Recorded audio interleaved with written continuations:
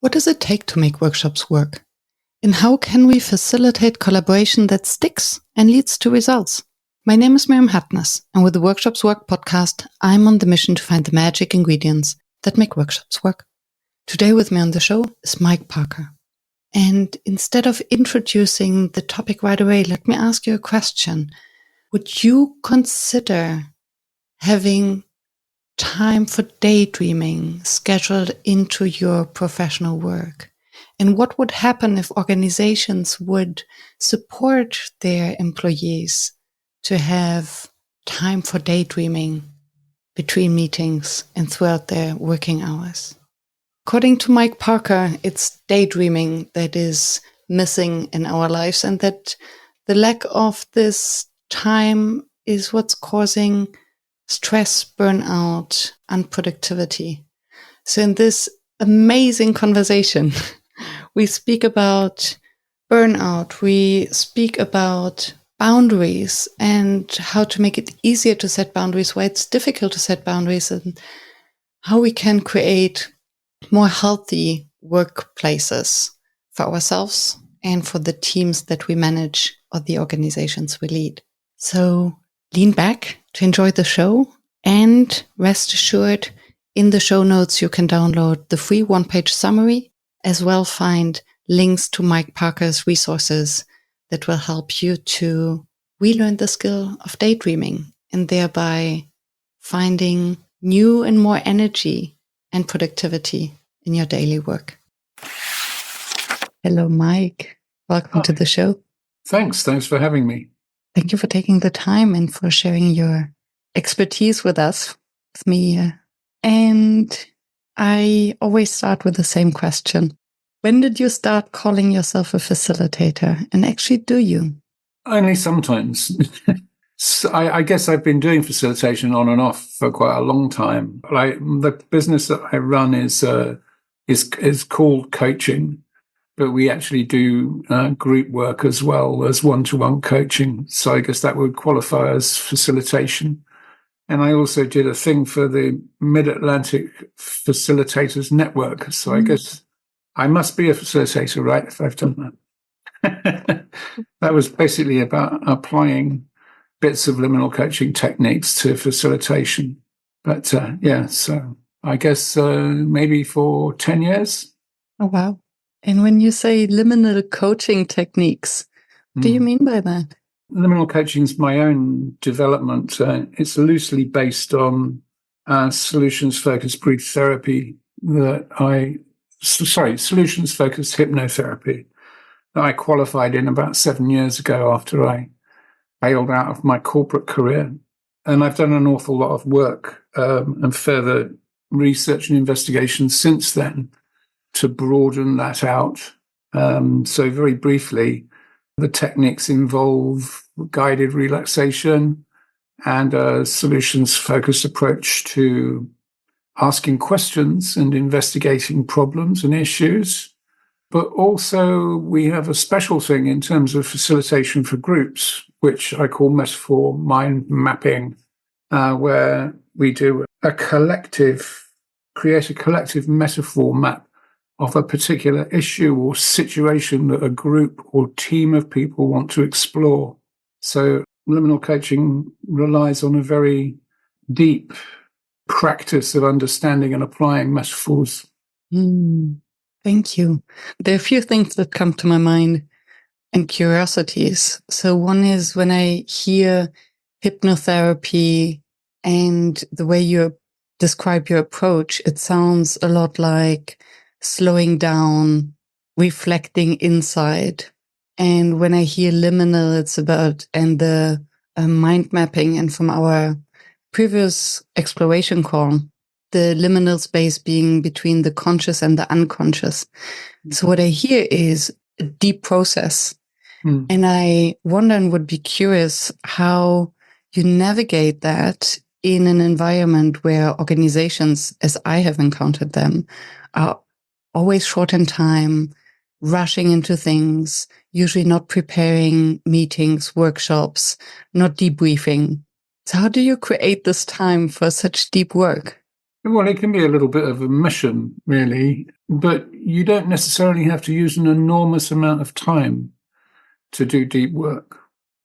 What is important is that you use some time to completely and absolutely relax.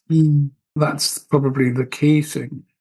But actually, I've worked with a lot of people suffering from overwhelm and burnout. And one of the things that I teach them to do is to stop every hour and deliberately daydream for 3 to 5 minutes. Because we now know that when you drop into daydream, everyone does it, you're just gazing out of the window, looking at nothing in particular, and your mind feels like it's just coasting. But actually, an awful lot of stuff starts happening at a subconscious level. A large neural network called the default mode network switches on. And one of the things it does is to actually help to solve for massively complex problems. So for people who are working in creative roles that require a lot of imagination and they require innovation and so on, mind wandering or daydreaming is a real asset. And it's one which I encourage people to practice. It reduces their overwhelm and it increases their productivity. I can totally see that and wonder about the way to break the vicious circle of being in overwhelm and therefore not being able to relax and actually get into this daydreaming mode. And I can relate to myself. I recently started smoking again, hoping that by the time this podcast is released, I stopped. Okay. But I realized that one reason why I got back into this unhealthy, toxic habit is that it actually helps me get into the state of daydreaming, because this is maybe one of the few moments that I would spend time on myself without any digital device, maybe even without a pen and paper. And I wonder how to get into this daydreaming mode without these toxic habits and because the other extreme would be meditation. And again, when I listen to you, meditation seems like almost forceful. You have to sit down and you are not allowed to think about anything. Just observe. That's actually a very, very interesting point, because one of the main things about liminal coaching, which works particularly well for people who are neurodivergent, who might have, for example, ADHD, is that it doesn't require you to follow what's being said. You can even go to sleep if you want to. All you need to do is just lie there and drift, and that's it. So it's very different to ordinary meditation from that point of view.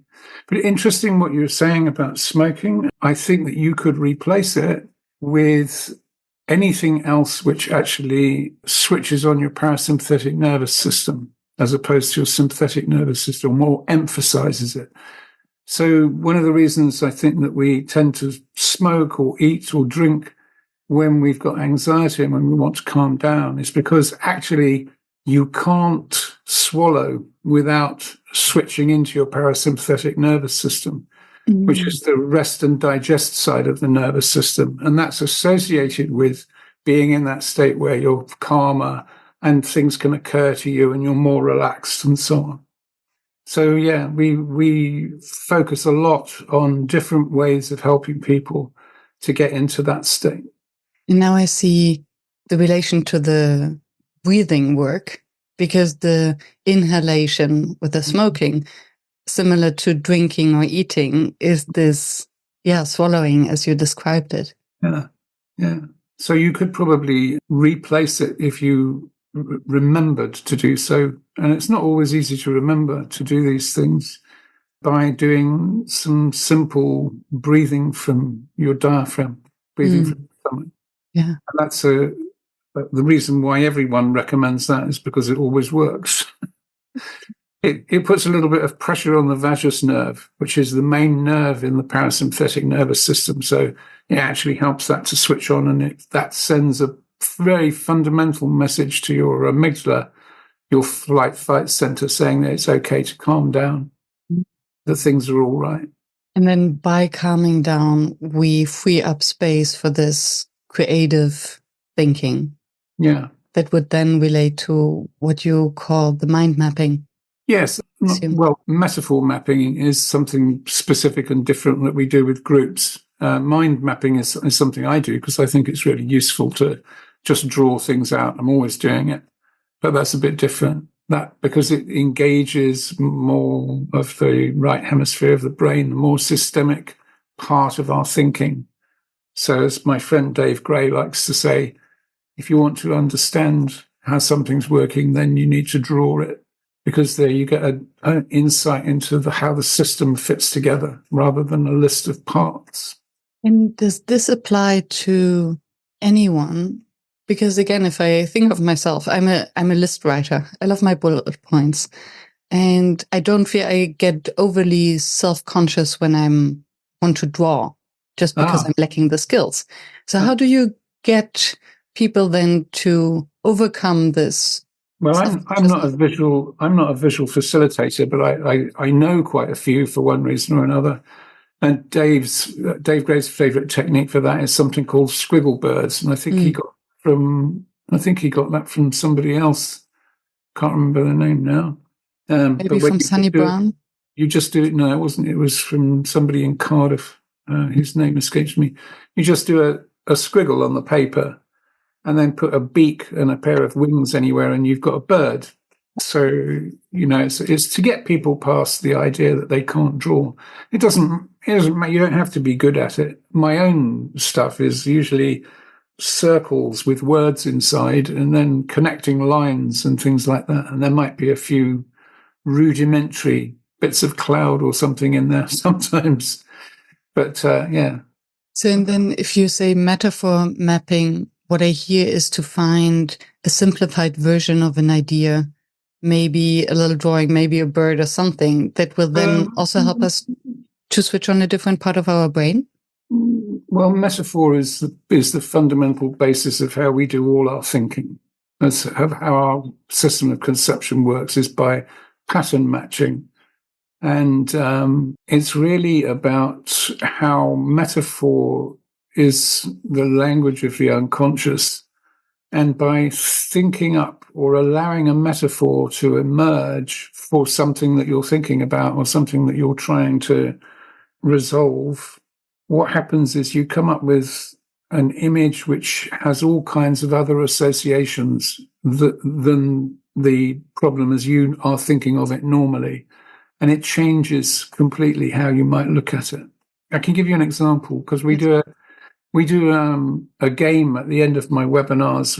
We often do a game which I call the metaphor game. And it's basically, we ask anyone to think of an issue or a problem or something they're working with, and to think of a metaphoric landscape for it. Where are they? What does the landscape look like? So we had one person who said, well, my landscape is a desert island. I'm on my own. There's one tree. There's no food. There's no water. And there's no one else there. There's no boat. There's no way off. And then you start asking yourself, or somebody else can help with this. You start asking questions about the landscape. So in this case, the question was, do any ships or boats come past the island ever? Oh, yes, quite a lot of ships and boats come past the island. And do any of them ever come close enough to hear you if you shout, or see you if you wave? Yeah, yes, of course they do. They do. Yeah. God, that makes so much sense. And it turned out that the person who was doing that particular exercise was suffering from isolation, and had been since COVID had made it worse, social isolation. And what going through that metaphor process actually allowed them to see was that, in actual point of fact, there were lots of people in their vicinity that they could reach out to and connect with if they wanted to. But they hadn't thought of it before actually picturing themselves on the island and then thinking of the boats going past and so on. Beautiful. Thank you so much for this example. I'm glad that I asked for the metaphor mapping, what you meant by that. Yeah. So what we do with groups is really interesting. At least I think it is. And this would have been my next question, how you do that with groups. So I would think it's interesting, right? Yes. But with a group, what we do is the group needs to have a shared aim that they're working on. So it might be like we want to improve the innovation in the team or something like that. Right? And then what we do is we ask them, we actually take them on a little guided relaxation, a short guided relaxation. And in that guided relaxation, they get given a painting, which is the landscape of the issue for them, right? And then when we bring them back, we ask them, what was in your landscape? What was in your landscape? Each person then puts onto a Miro board or something similar what was in their landscape on stickies, in bubbles, right? So we build up a picture of the landscape of the issue of the problem from all the different members of the team. And what happens is that as they start putting up their own metaphors, everyone else is looking at them and they're going, oh, yeah, I understand that. Or I can see how that fits in. And well, because here's the mountain of possible problems, and here's the river of not enough money, and here's the abyss of too little time and stuff like that. And then we look at drawing a line, a path through time, through those metaphors. So this is the journey. What's the metaphor of the journey?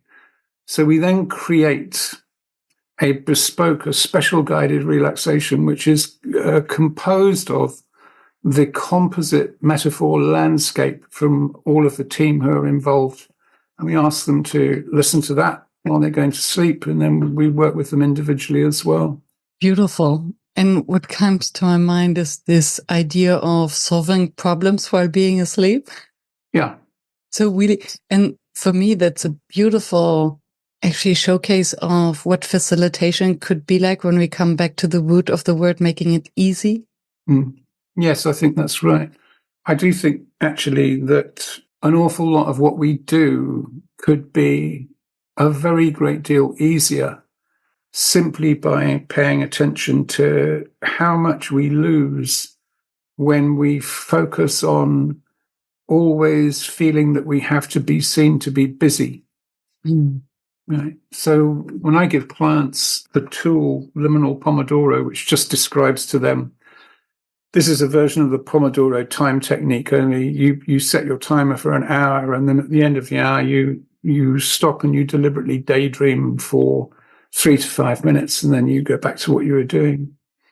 When we give them that, we also give them an additional, in the handout, there are links to a number of articles from well-researched psychology magazines and so on, papers and so on, which actually support this, which provide the evidence for why mind-wandering and daydreaming is actually key to creativity. So, and the reason for doing that is so that if they're sitting at their desk and they're gazing out of the window, having their 5-minute break, and someone comes along and goes, why are you staring out of the window when you should be working? They can say, here, read this. I love that. So it's a bit of a mission of general education as well. But when you think about it, it has a lot to do with how we really need to move away from a perception of work and the role of people as being units in an industrial machine. So, moving on from the Industrial Revolution thinking, and we're way behind in doing that, I think. Yeah. And something similar came to my mind, thinking of how many people in their professional lives actually don't feel as if they're doing creative work. And I wondered to what extent there is a mindset shift needed in order to bring this back to their awareness, because I'm thinking of now all the AI tools at our hands that are basically taking over all the repetitive, non-creative work. And how to get, for instance, a project manager back into the mindset that their work is creative instead of trying to chase people to do their work. Scheduling meetings that nobody has prepared and nobody has time to debrief, and putting together Excel list with all the tasks nobody has time to do. Yeah, that's actually one of the things that we focus on is in terms of AI is saying what it really highlights is the fact that competitive differentiation in the future is going to be down to how skilled the people in an organization are at things like intuition, creativity, empathy, and vision. And asking the right questions. Absolutely, asking the right questions. Yeah. Because if we ask AI the wrong questions, we get the wrong answers. We could go on for a long time, but questions is one of my favorite things. I think questions are one of the most powerful defining statements that you can make about anything. Because actually, when you sync up a question, when you ask a question, although it sounds like you're just asking for an answer or for information, what you're actually doing is you are setting the boundaries of the entire discourse. You're actually saying what the whole conversation is going to be about. Ooh, I love that. And yes, if it's a skillfully asked question, and I think that's a challenge many, especially beginner facilitator, have, that they're asking either too broad questions or too limited questions. And if they're too broad, we fail at describing this boundary. And if they're too limited, we're limiting the creativity and basically implying our bias or putting our bias on the solutions or the answers. I actually spent about 9 months integrating a prediction market for a large consulting organization. So for most of that 9 months, I was deeply, deeply involved in designing questions for the prediction market. So that was actually really interesting.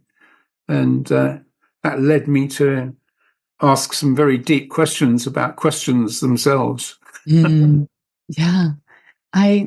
So asking questions is also one of my favorite topics. And I have the impression, or one provocative statement I like to open these either talks or workshops with is that I say that I believe most leaders and organizations are asking the wrong questions. Oh, yeah. You're right, though. You're absolutely right.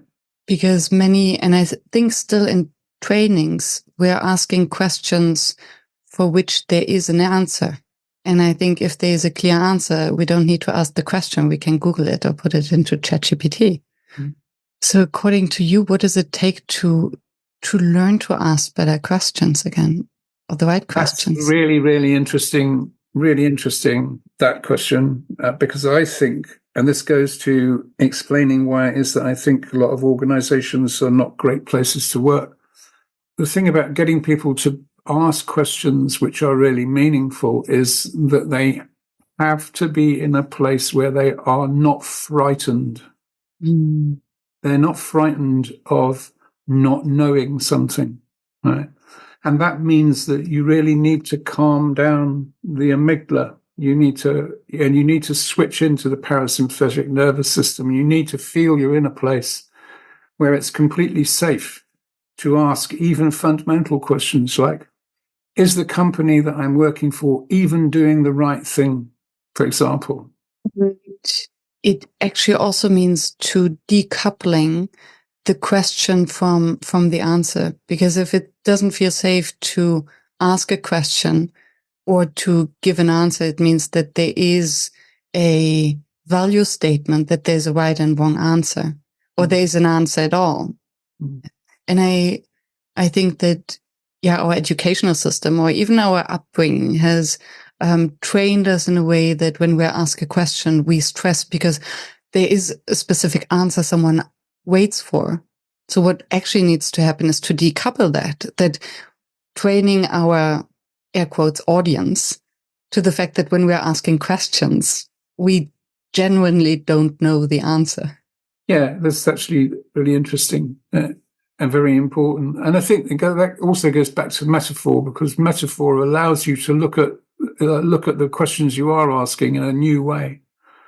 So there's an outfit, I think they're still based in Seattle. I think it's called Synectics World.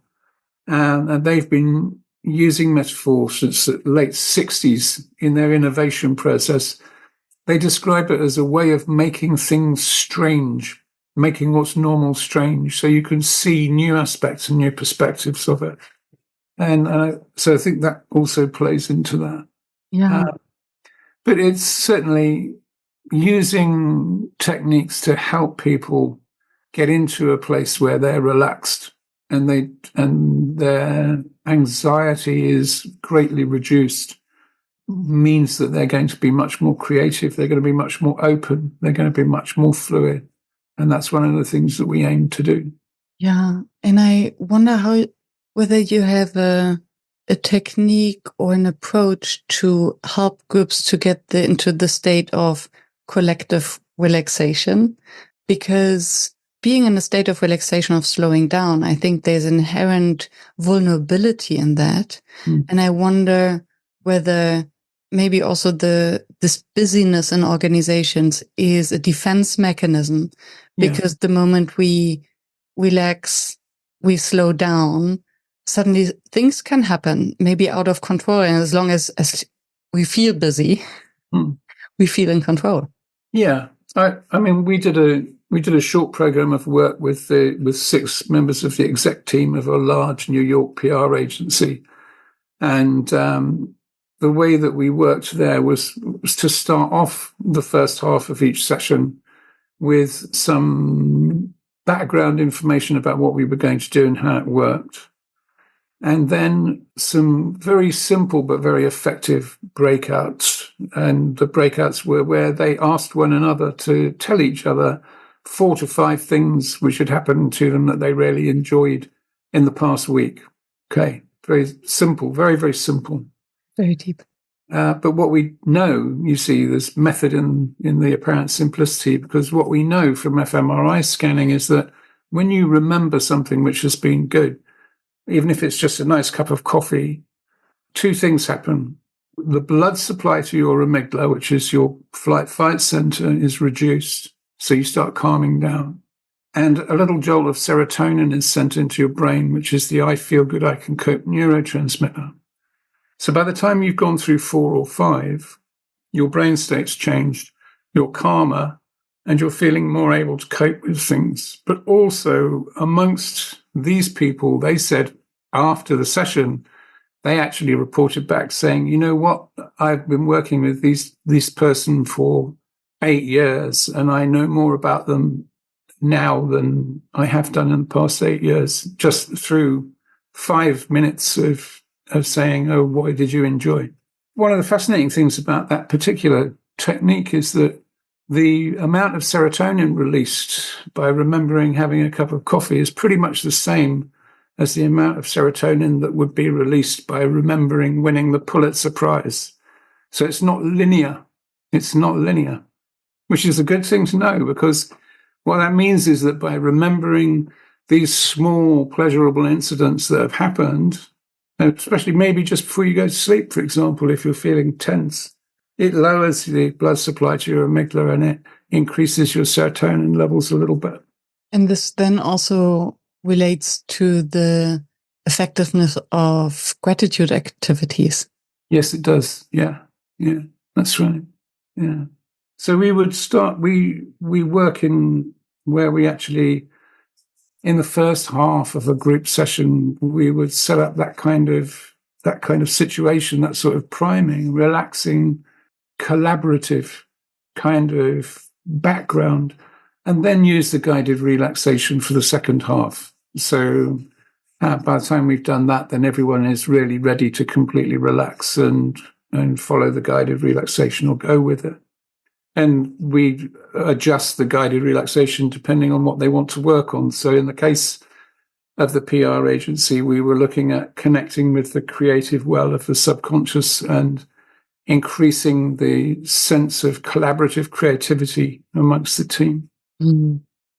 They were skeptical to begin with, by the way, but they were knocked out by the time we finished and said, well, we want to do that again. Beautiful. And congrats. And I'm not surprised that they've been skeptical in the beginning. Yeah. How upfront are you with your techniques when new clients approach you? Or is it specifically for that? Because I can imagine that for the general organization, it is rather counterintuitive. It really depends on the person. It really depends on the organization, and it depends on the person. So I actually worked with most of the team of a boutique innovation consulting company in Toronto for about a year, doing a session a week with each of them. And because they were very, very open to it, and they were working in a way which was highly collaborative. They wanted to do it, and they found it immensely beneficial. So it's down to the organization, down to the people involved. But I mean, there's no doubt in my mind that solving some of this stuff, working with some of this stuff is a major key to increased effectiveness, increased productivity, way beyond anything that we're doing at the moment. You've only got to think about how much benefit, how much is lost in the average organization by people either subconsciously or even consciously defending themselves, defending their position, refusing to supply information, refusing to collaborate, worrying that somebody else is going to get ahead of them on the next rung of whatever ladder, and so on. So, to my mind, if you're losing, say, 25% of your productivity through that, and I think that's probably a pretty low number, then if you can reduce that by 20%, you're seeing a huge improvement in the overall productivity of the organization.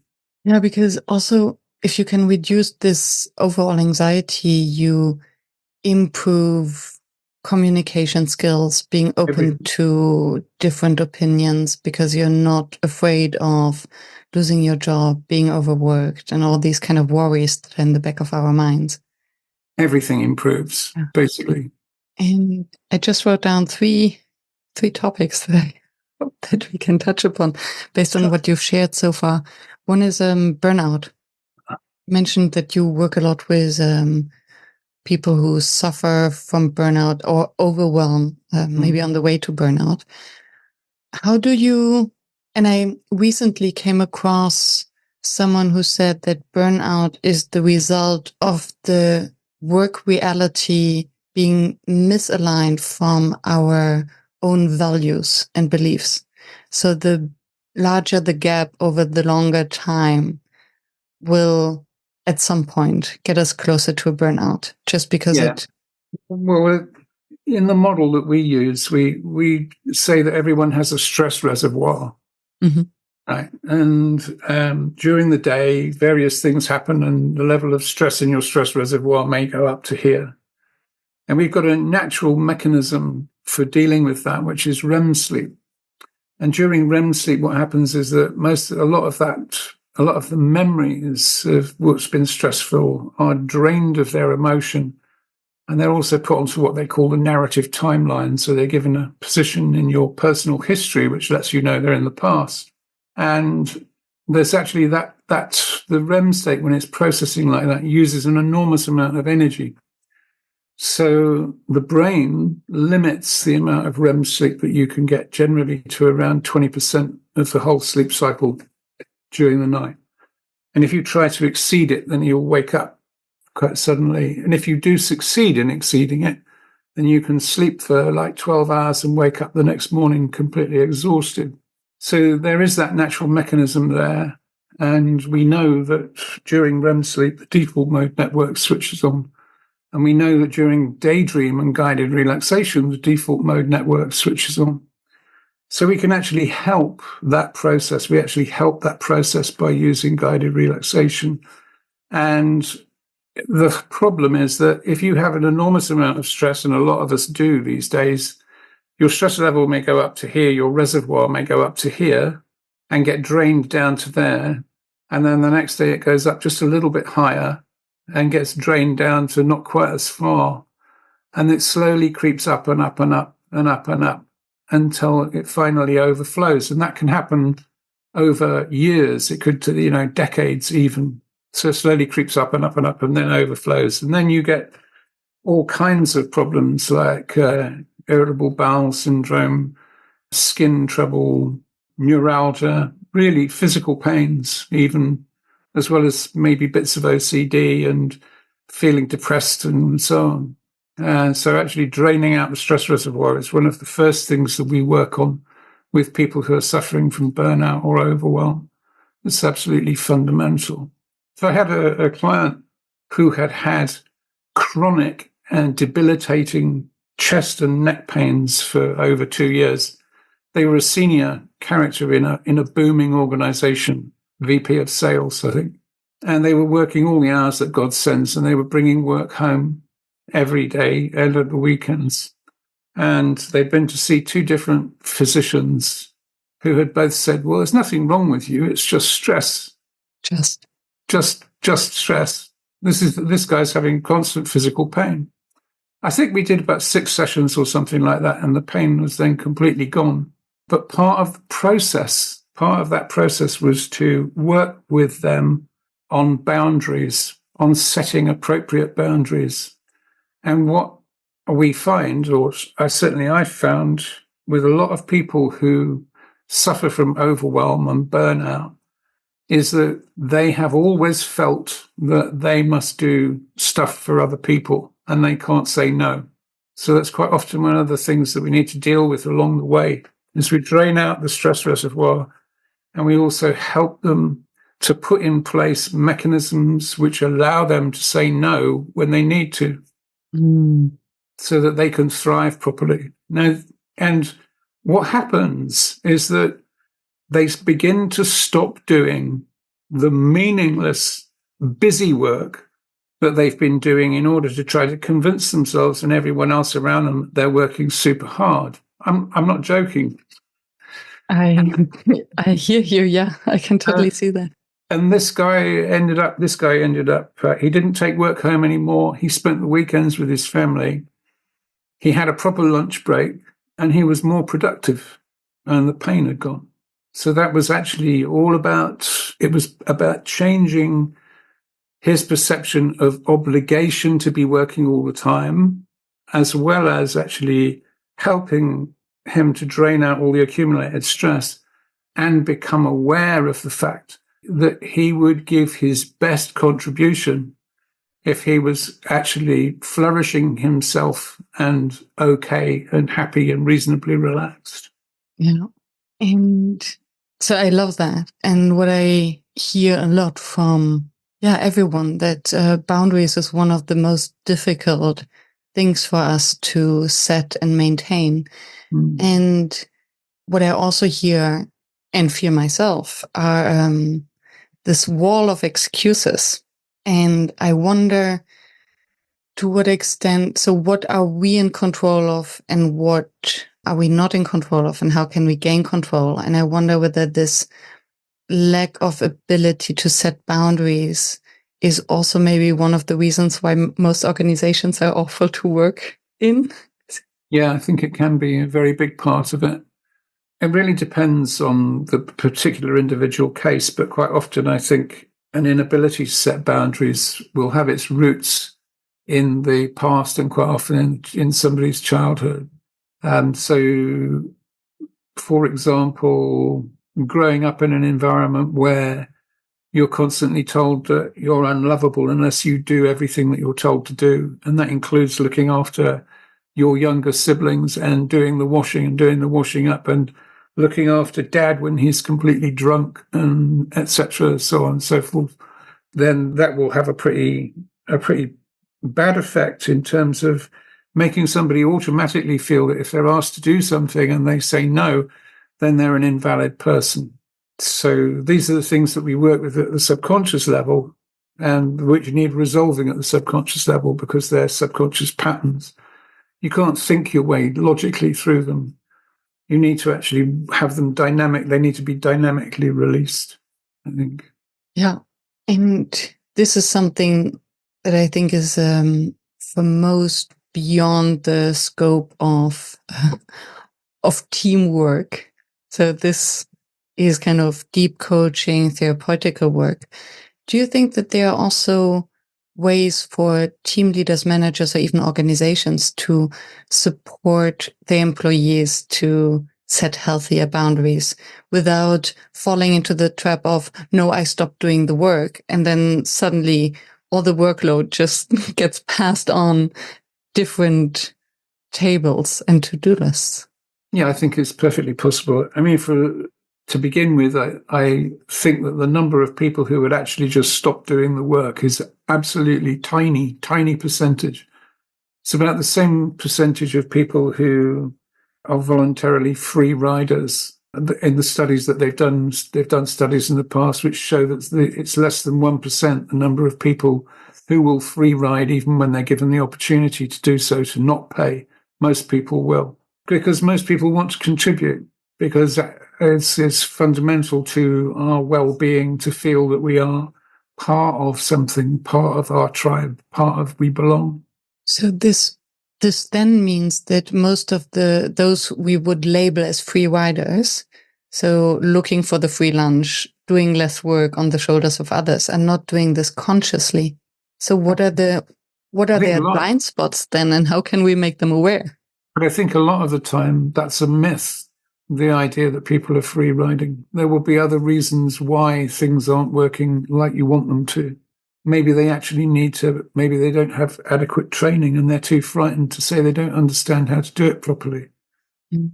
There could be lots and lots of different reasons. But to answer your original question about what could organizations do, encouraging a decent work-life balance is one thing, but then also perhaps there's nothing that it would be a very good idea for them to make available to their staff things like we do, services like we provide to help, because it's something that the company won't do itself, because it's probably too counterintuitive to ask somebody from HR to do it.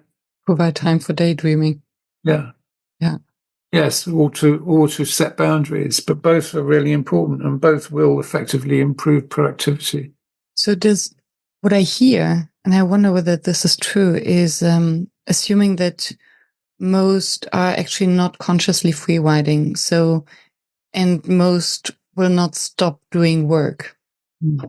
Does it actually mean that we, first of all, have to set boundaries to ourselves? Yeah. So that we reflect on the work that we are doing and then stop doing the unnecessary work. That sole purpose is there to give us the impression that we are busy. Yeah, that's right. Well, there's partly that. There's partly the compulsion to always seem to be being productive. But also there's the question of stopping yourself from compulsively saying yes when you're asked to do something, when you already know that you have completely maxed out your schedule for the whole week already. You're already maxed out. You know that you've already got more than enough work to keep you busy for all the time you should be at work for that week, and somebody comes along and asks you to do something else and you compulsively say yes because you feel you have to. That's the kind of thing that I'm talking about, where in terms of helping people to set healthy boundaries where they say no. Because when you say yes in that kind of situation, it may temporarily please the person who's asking you if you can do it because you've said yes and you're being agreeable. But it's not going to please them very much when it doesn't get done, or it's actually completely inadequate because you've been totally exhausted and you've been burning yourself out trying to finish it at midnight at home with your kids screaming in the background that you can't pay proper attention to. Yeah. Yeah. And I wonder whether we can actually start training that in our private lives, where I'm just thinking of the numerous occasions where we say yes to a friend reaching out, wanting to spend time with us. And then we don't want to say no, not to reject them. And then we hang out, but our mind is not there, or we're exhausted and we cannot give them the presence they actually we're looking forward to when asking us for our time. Yeah, absolutely. I think that's absolutely right. Well, boundaries at home are just as important, aren't they, actually, in terms of not allowing yourself to assume that you have to take responsibility for doing absolutely everything. For example, there are plenty of people who are brought up to think of themselves like that, and it's particularly gendered, isn't it? It's still very much so. So I think it's a very important subject for women. Absolutely, because I think women and many many people in minority groups who grew up in a world where they felt that they have to please. Yeah, absolutely. Yeah, that's a key thing. Absolutely a key thing to what we do. Yeah. I'm quite definite with people that I work with that we won't ignore the reality of particularly intrinsic oppressive frameworks which exist around race and gender and so on, and sexual orientation and so on. Yeah. What do you mean by that? I mean that if you're looking at why somebody is burning out and the stress that they're under, you can't ignore the context. And if the context includes the fact that they're treated like a dog's body and they're paid less because of their color, their sexual orientation or their gender, then that's a real problem. There are constant added flow of undermining and microaggressions which are involved in those attitudes. Yeah. You can't ignore that. And then it's a systemic approach. Yeah. You can ignore it, but you're not going to have as good an organization as you could. Yeah. Wow. And then the entire field of unconscious bias opens. That, because I think as much as nobody is consciously free riding, very few are consciously discriminating. That's right. And that's an incredibly important point. People don't have to consciously discriminate or be consciously horrible to actually be very oppressive without even knowing it. And because it's accepted in a certain way, it's accepted as normal, the person it's happening to may not even notice necessarily the buildup of stress and hurt and pain which is associated with it until it actually erupts and they end up getting ill or they end up burning out or breaking down. But I think it's a very, very real thing. Yeah. I was thinking of another behavior that we observe very often in organizations, and I wonder whether this is also just a symptom, micromanagement. Oh, yeah. Because micromanagement eventually also leads to burnout. And I think, again, nobody is consciously micromanaging, but it seems like a compulsive behavior. It's driven by fear. Micromanagement is always driven by fear. Fear of losing control, fear of not delivering. Fear of losing their job, fear of survival, fear fundamentally right at the root of it, I think. Yeah. I'm in this place where I've got to prove every day, I've got to prove more. Every day I've got to prove more. And if they come from a background, a childhood or family background, where that's been pounded into them ever since they were tiny, then it's even worse. They're going to be even more frightened. I actually think that most organizations run probably about 60% on fear rather than any kind of logical collaboration. Yeah. And if you could change that, if you could significantly change that in any organization, then you would see the most extraordinary explosion of creativity and productivity. I don't think people would credit it. I don't think they'd believe it when they saw it. It would be so big. And it reminds me of the research that has been done on psychological safety, which shows similar results, right? That the teams most successful, most thriving are those where the members feel psychologically safe, which is the opposite of fear driven. Yeah, it's absolutely. When you feel safe, then you're in a great place to be able to collaborate. And here's the thing, which is that all the most recent science shows that collaboration is the thing that we love most of all to do. And it's also inbuilt into us at a fundamental level. So social neuroscience shows that actually empathy and collaboration are our superpowers as a species. They're responsible for everything we've managed to achieve. Which then leads me via one intermediate stop to another topic that I wanted to talk about. So most people love to collaborate. And I wonder whether also collaboration can very often be a means to avoid loneliness, isolation, So I have the impression that the meeting pandemic, where we constantly have to meet when we are stuck in a project or we cannot advance or we haven't had time to do the work we're supposed to do, let's call for a meeting. And then the bad outcome of a bad meeting are even more meetings. Yeah. And I wonder whether this is, so somehow I have the impression that it might be born out of the discomfort of being alone, feeling isolated. Well, I think that's a very big part of it. I'm sure that quite often people like to be in meetings because it is social. Mm. So it would make sense to make social time and space a far more unstructured and easily accessible quality for people working, wouldn't it? To basically disentangle this need for social time from the doing the work so that they can satisfy their social time and dedicate it, being more honest about Well, I think there's the time they spend. quite a lot of research has also shown that things like the water dispenser conversations which are had in various workplaces are some of the places where problems get solved because people are just chatting to each other and they mention something and somebody's got an idea from a completely different division of the company and it suddenly clicks into place. And they might also be enjoying one another's company or laughing for a bit. And that can only be actually good for their work, really. Yeah. Which then posed the question of how to replicate that. And I think that's a challenge many companies who went remote faced, how to replicate the water cooler, this cross-pollination of ideas and connection. I don't think it's nearly as hard as I think lots of people actually found out how to do it, worked out how to do it. I think that a lot of really good work has been done online as a result of that.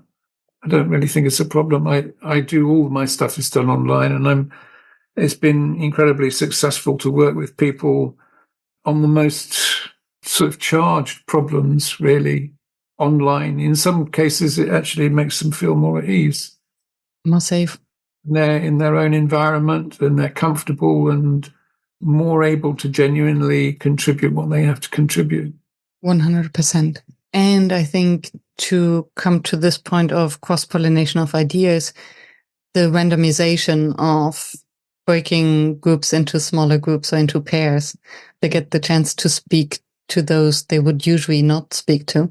Yeah, that's one of the things that I really liked about doing the metaphor landscaping work was that it's because of the way it's structured, where everyone actually writes down their own thing and they put their own thing up on the board. It means that no one has a louder voice than anyone else. So somebody's actually quite introverted, they can still get just as much of their thoughts and ideas up there as anyone else. Yeah. Also, it takes away any implicit hierarchy amongst the people who are involved in doing it. So there's that as well. It's what they call a socially negotiated metaphor mind map, basically. Mm-hmm. So I think that works really well. That is a really key, important part of facilitating well, I would say. Absolutely, flattening the space and giving everyone a voice, even if it's not verbal, but at least written. Yeah. 100%. Yeah. And it's also something I observe in trainings I deliver especially for these global companies where employees from all the different units, hierarchies, and countries are joining. And then by being in breakout rooms together, suddenly there are new connections that are formed, new empathy even, and understanding for each other. Yeah. Which is a nice side effect of online training to actually maintain this water cooler effect while having a shared goal. Yeah, it's really good. Yeah. Yeah, we found that about working with metaphor as well, is that people coming at the same problem from different angles, initially believing that they were probably going to be at loggerheads with one another, when they see the other person describing how they feel about something or a particular part of the process in metaphor, they get an insight into it that they wouldn't otherwise have. And they actually recognize the similarity between that person's metaphor and one of their own and say, oh, hang on a minute. Yeah, I can see the connection between those two. Yeah. I love that. And it creates a sort of distance between the problem, their own work reality, so that they can actually empathize with it. And it bypasses our natural defense mechanism if we feel attacked because it's too close. Yes. And they also have a lot of fun. Yeah. Which is pretty important as well. It's always good in a session like that if there's laughter and chat happening between people who are putting things up. Yeah. Oh yes, I thought that was a particularly nuclear bomb part of the whole thing as well, type conversation. Which brings an entire different quality of facilitation to light, which is creating this ease and laughter even when the topics are difficult. And I think authenticity plays a big role, because if the facilitator tries to be funny or forces this lightness, everyone will cringe because you can feel it, that it's uncomfortable. Yeah, that's absolutely true, I think. One of the most interesting stories like that, I think, is I don't know if you know about Northern Ireland, but in the peace talks in Northern Ireland before the Good Friday Agreement, two people who got on incredibly well and were always joking with each other all the time were Martin McGuinness and the Reverend Ian Paisley, which is just about the most unlikely combination of people that you can imagine actually ever being able to get on with each other. But they related to each other's sense of humor so well, they ended up becoming known as the Chuckle Brothers. Beautiful. So what does it take to create these moments of lightened laughter, chuckle for groups? Well, of course, I think that the kinds of things that we do for kicking off strategy workshops, strategy days, and things like that are ideal for helping with that kind of thing. So the start off memory with of the memory of positive completely things. calming down. And then, for example, we would use a guided relaxation, which is designed to help open up all the potential of creativity without any boundaries before people begin to start working on developing strategy together. And that's been incredibly successful every time we've done it. Which makes total sense, because when I'm stressed, this means my muscles are stiff. Also relating to what you shared about your coaching client who had pain. And if we are stiff, we don't even have the capacity to laugh, because to laugh, we need this relaxation. Yeah, right. Absolutely, you do. Yeah. And you were speaking about different types of engagement, also with the mirror board and how you invite that. And in our exploration call, we spoke about neurodivergence. And I have the impression that, or we can see that neurodivergence becomes more, or it used to be something maybe like a taboo. And now that more and more adults get diagnosed with ADHD, ADD, maybe even autism, I think companies... I don't have a formal diagnosis, but when I go through the questionnaires for both of them, then I can tick an awful lot of the boxes. Yeah, and I think in the past, we've been very quick in labeling those in the neurodiverse spectrum for not being focused, for being all over, not being reliable. Yeah, we've just launched a free mini course, which is a precursor to a longer course that we're running, particularly for neurodivergent people, and helping them to negotiate neurotypical environments. And that, I would like to make absolutely clear, does not mean making them more normal.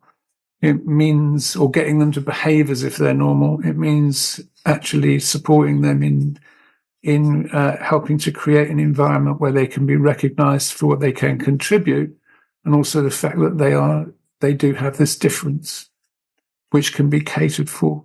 What I love about that, and I have a few follow-up questions, is that it creates a sense, or that's what I hear, it creates a sense of agency, because it's one thing to say, okay, we have more and more, at least on neurodivergence becomes more of a topic, and then we have to change organizations so that they become more accommodating, ignoring or disempowering those who are in the situation, because there's nothing they can do. And from what I hear from your course is that there are things that if we identify as neurodivergent, there might be tools or things we can do to create awareness or create an easier environment for ourselves.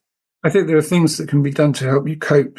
We basically decided to do this because over the past 7 years, I've worked with quite a lot of neurodivergent people.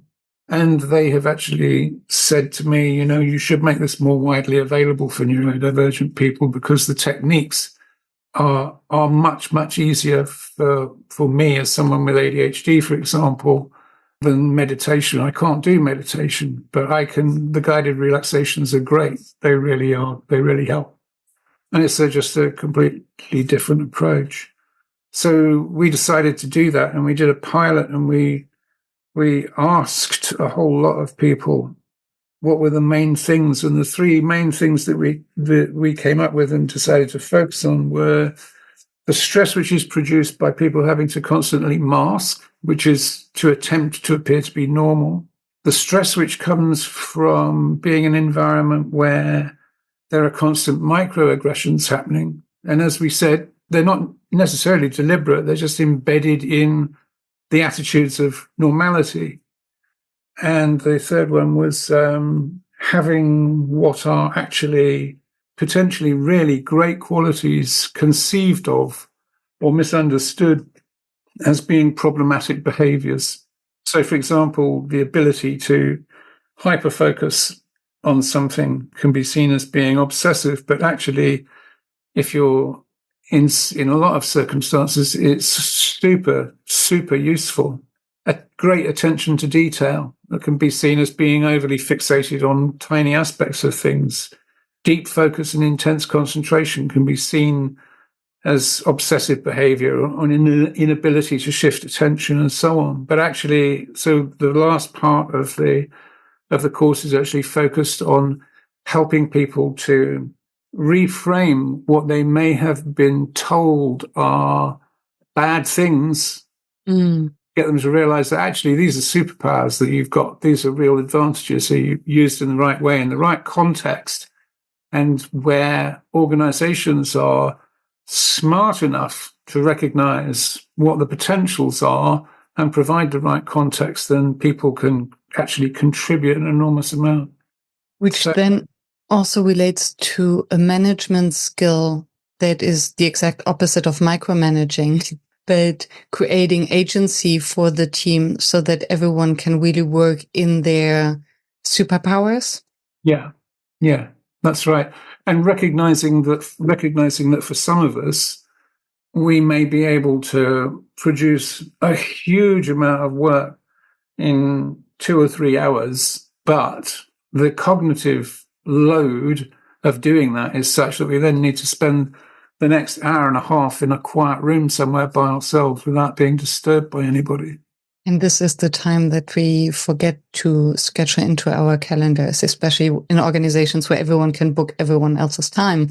Yeah, absolutely. How can we ensure to actually have time after each interaction to digest and calm down our nervous system? Well, here's the thing, right? Which is that actually adjusting organizations so that they are more aware and more adapted to those sorts of needs isn't just going to be good for people who are neurodivergent. It's going to be good for everybody, because actually you're going to have far less burnout. You're going to have far less overwhelm, because you're giving people the space and the time for them to do what they need to do, to just relax, to rebuild themselves a little bit, to get back to where they need to be to do the next thing they want to do. Yeah. And to reduce these microaggressions that you mentioned, because it's usually just a fight response born out of stress. Yeah, quite often I think it is. I mean, there are horrible, truly horrible incidents where people are just deliberately vile, but I think hopefully those aren't as marked as they might have been once. Yeah. But lots of people who are different in one way or another get those as well. And we'll put the link to the mini course you just mentioned in the show notes. So if you listen to that, scroll down to the show notes to download it. Yeah, that'd be great. That'd be excellent. Everyone's welcome. Yeah. We'd love to get any feedback we can about it as well. What remains your facilitation challenge? What's my facilitation challenge? Well, my facilitation challenge personally is that there are about 4 or 5 subjects that if I get onto in the course of facilitating, I have to watch that I don't disappear down the rabbit hole with them, because I am so fascinated by a couple of subjects. One is metaphor, and I actually do an entire day-long workshop on metaphor. So that is a big thing for me. Another one is the default mode network, which I can go on about for quite a long time as well. So I have to be careful. And I usually ask somebody, people at the outset, I let them know I've got a couple of hobby horses. If I start going down them, then you're allowed to say, hey, hello. Mentioned. I normally keep it pretty well under control. Yeah, I can see this happening. For me, asking questions is one of those. Right. Or in general, facilitation skills as a leadership skill is another one. And the other thing is that I actually really like people, so it's pretty easy for me to end up getting into a fascinating conversation about the price of potatoes with somebody. It's just which is probably great and it's very friendly and everything, but it might not be exactly on the point of the thing we're trying to facilitate.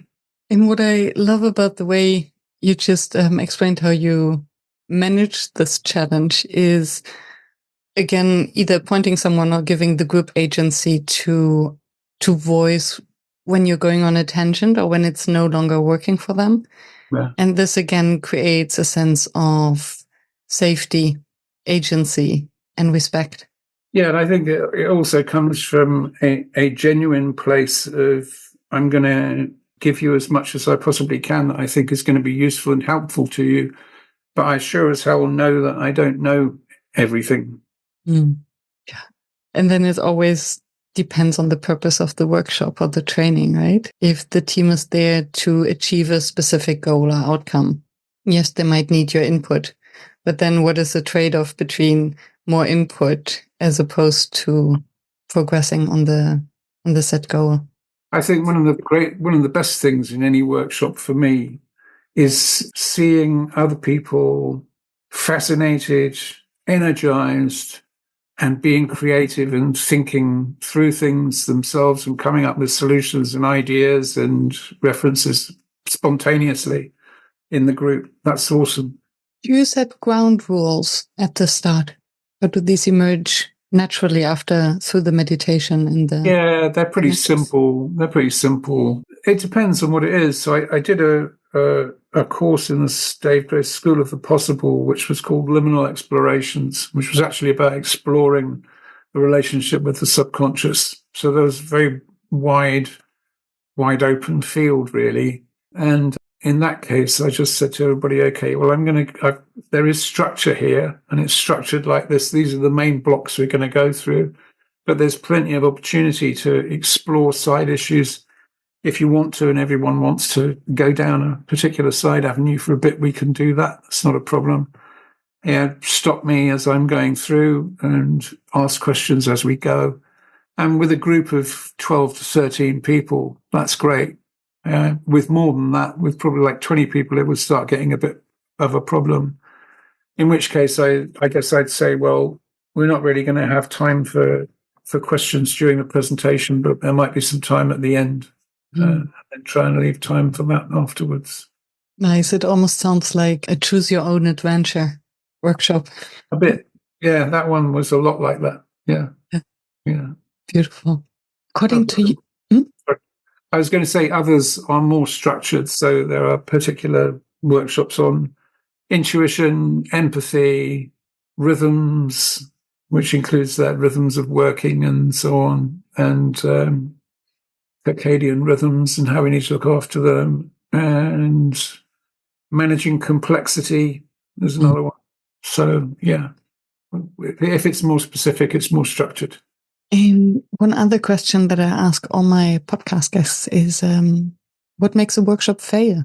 Well, there are a few things that as a facilitator you can do to make sure your workshop will fail. One is to have huge amounts of writing on your slides and read directly off the slides in a droning, flat voice. Death by PowerPoint. Yeah, that's right. But everyone knows that one. The other thing is that I think the thing that really could make it fail, I think, is to not spend a little bit of time thinking about how to put people at ease and how to bring them into the process and make them feel that they are part of it and that it's interesting. What's really interesting about what you're going to say? What interests them? Yeah. So, reminds me of the saying, connection over content. I think that's probably a good one. Yeah. And that we have to connect the participants to the purpose and to each other and to themselves. Because if we don't know why we're there, why we're spending our time and attention, it's very difficult to actually be present. Yeah. Creative. I think that's absolutely right. Yeah. Thank you. We've almost used all the time. Was there something you would have liked to talk about that we haven't covered in our conversation? Let me see. I guess I think it would be good to maybe just talk a little bit about how important and significant the stories that we tell are. The stories we tell about ourselves, about each other, and about our organization, and the stories that the organization tells us. And that's a big part of what we do as well with liminal coaching, because the guided relaxations are also stories. And story is unbelievably powerful at affecting people at a subconscious level. So that's a great way. It's always great, isn't it? In a workshop, if you're facilitating, it's always wonderful to start off with a story, especially if it's funny and it engages people. But a story can illustrate an immense amount of nuance in a very short amount of time. I love that. And it creates the mental images. Yeah. That then make it easier to connect to and to remember. It creates emotions that we'll remember better than the content. Yeah. So one simple tip here about imagination and stories is that they did research which showed that people who had been unable to stop thinking about dreadful things that had happened to their relatives, not that they happened to them, but that had happened to people that they knew or were their relatives, unable to stop thinking about it, unable to stop imagining it, they ended up needing treatment for genuine PTSD. So this is how powerful your imagination is, right? So we always say to people, there are two things which will really make a big difference is if you find yourself negatively ruminating about the past or negatively predicting the future, try to do anything you can to stop that and to think about something else, even if it's pinching yourself or drinking a glass of water or whatever. Because strongly imagining a negative event will add almost as much stress to your stress reservoir as the actual event. So as we like to say, you imagine that you're going to go to a meeting. It's probably going to be okay. They usually are. But you start worrying about it. And you think about everything that could go wrong. You think about it 50 times, 50 different occasions, 50 different types of disaster. You have the meeting. It's absolutely fine. And that's great. The problem is that you've been to 51 meetings and 50 of them have been a disaster. And all of that stress has actually got added to your stress reservoir. And it relates directly to what you shared about the thought of a nice cup of coffee. For instance, if someone likes coffee, it creates serotonin and hence happiness. So obviously, I would say the same is true when we think of negative things. Yes, it's just that I think because we're in the West, we're so used to saying it's just imagination, as if that didn't mean anything, that it's very easy for us to forget just how very powerful that is.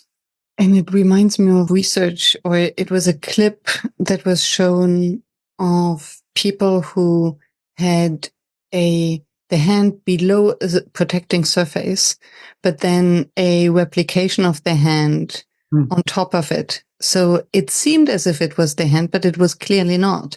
And then there was something falling on it so that it looked as if it would cause pain, but it clearly didn't cause physical pain because the hand was protected, and still they felt it. Right. Yeah. And I think this just shows how powerful our imagination is. And because we see it, we can imagine the pain, and hence we feel it. Yeah. And that's a very key part of what we do, is using the imagination in the most constructive way. Yeah. Beautiful work. Thank you so much for your generous sharing. And I just from this interview, I feel already calmer and more creative and this new headspace. Great. I'm pleased to hear it. It's been a pleasure speaking to you. Thank you so much for having me. Thank you. Thank you for staying tuned and for listening until the very end. I hope that you found the inspiration and the wisdom that you are looking for. And I hope that you will subscribe to the show so that you never miss any of the interviews with another inspiring facilitator from across the world. I'm devoted to continue this podcast and to deliver weekly an episode that maintains the quality that you expect and you deserve. And if you would like to help me to maintain this quality and to keep the podcast free, please help us. Visit workshops.work/support to make a small donation to keep the podcast free. Thank you so much. I hope to be in your ears next week.